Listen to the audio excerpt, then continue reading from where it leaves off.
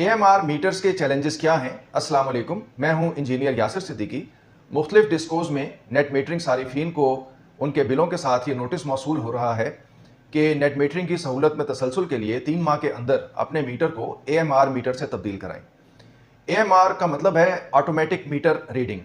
इसको AMI भी कहते हैं, जो कि एडवांस्ड मीटरिंग इंफ्रास्ट्रक्चर कहलाता है। इसका सबसे बड़ा फ़ायदा यह है कि इसमें मीटर रीडर की ज़रूरत नहीं रहती।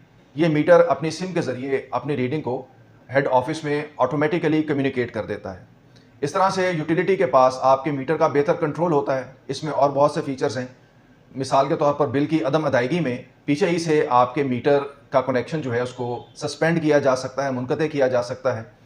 इसी तरह इसका एक फ़ीचर है जिसमें अगर आपका सैंक्शन लोड प्रोग्राम कर दिया जाए और उस फीचर को एनेबल कर दिया जाए, तो जैसे ही आप अपने सैंक्शन लोड को एक्सीड करेंगे तो मीटर आपकी सप्लाई को बंद कर देगा और फिर आपको दोबारा मीटर को खुलवाना पड़ेगा, उसके लिए कुछ जुर्माना अदा करना पड़ेगा। आपको पता होगा कि अभी फ़िलहाल जो सिस्टम चल रहा है उसमें MDI के ऊपर आपको जुर्माना होता है या पावर फैक्टर के ऊपर, लो पावर फैक्टर के ऊपर आपको जुर्माना होता है। लेकिन जब AMR की तरफ स्विचिंग हो जाएगी तो फिर ये कंट्रोल्स बहुत बेहतर हो जाएंगे।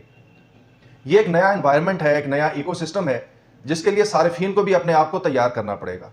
यानी कि उनको अपने लोड की मैनेजमेंट को अपने एंड पर भी बेहतर बनाना पड़ेगा कि वो किसी भी सूरत में अपने सैंक्शन लोड से एक्सीड ना करें।